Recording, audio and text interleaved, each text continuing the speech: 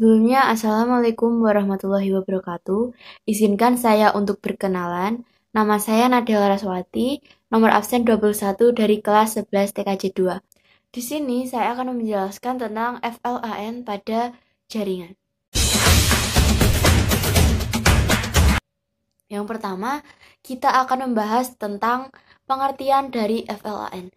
FLAN adalah Virtual Local Area Network, merupakan sekelompok perangkat pada satu LAN atau lebih yang dikonfigurasikan menggunakan perangkat lunak pengelolaan, sehingga dapat berkomunikasi seperti halnya bila perangkat tersebut terhubung ke jalur yang sama. Padahal sebenarnya perangkat tersebut berada pada sejumlah segmen LAN yang berbeda. Keuntungan menggunakan VLAN adalah yang pertama, security. Keamanan data dari setiap divisi dapat dibuat tersendiri, karena segmennya bisa dipisah secara logika. Lalu lintas data dibatasi segmennya. Yang kedua, cost reduction. Penghematan biaya dihasilkan dari tidak diperlukan biaya yang mahal untuk upgrade jaringan dan efisien penggunaan bandwidth dan uplink yang tersedia. Yang ketiga, higher performance.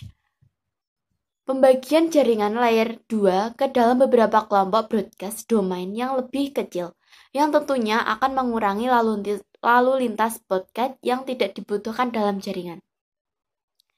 Yang keempat, broadcast term mitigation. Pembagian jaringan ke dalam FLAN akan mengurangi banyaknya device yang berpartisipasi dalam pembuatan broadcast term. Hal ini terjadi karena adanya pembatasan broadcast domain. Yang kelima adalah improved IT staff efficiency.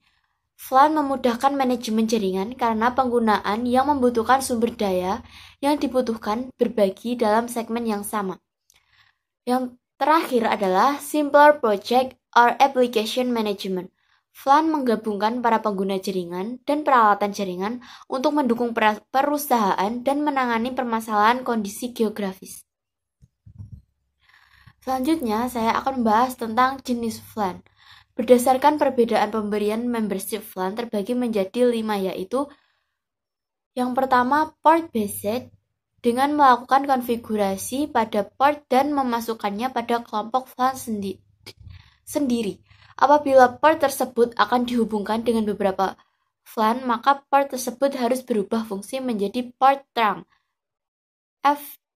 (VTP). Yang kedua, match-based. Membership atau pengelompokan pada jenis ini didasarkan pada match address. Tiap switch memiliki tabel match address tiap komputer beserta kelompok VLAN tempat komputer itu berada. Yang ketiga adalah protokol based.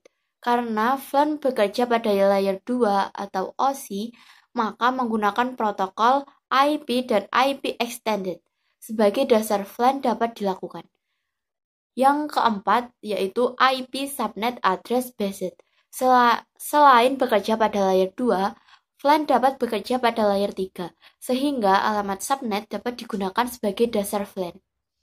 Yang kelima yaitu authentication based. Device atau komputer bisa diletakkan secara otomatis di dalam jaringan VLAN yang didasarkan pada autentifikasi user atau komputer menggunakan protokol 802.1x. Pembahasan keempat yaitu terminologi VLAN. Berikut ini terminologi di dalam VLAN.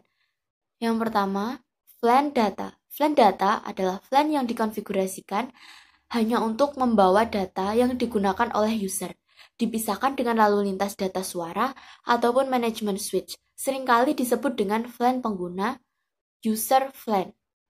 Yang kedua adalah VLAN default. Semua port switch pada awalnya menjadi anggota VLAN default. VLAN default untuk switch Cisco adalah VLAN 1. VLAN 1 tidak dapat diberi nama dan tidak dapat dihapus. Yang ketiga yaitu native VLAN. Native VLAN dikeluarkan untuk port trunking 802.1H. Port trunking 802.1H mendukung lalu lintas jaringan yang datang dari banyak VLAN. Tagged traffic sama baiknya dengan yang datang dari sebuah VLAN.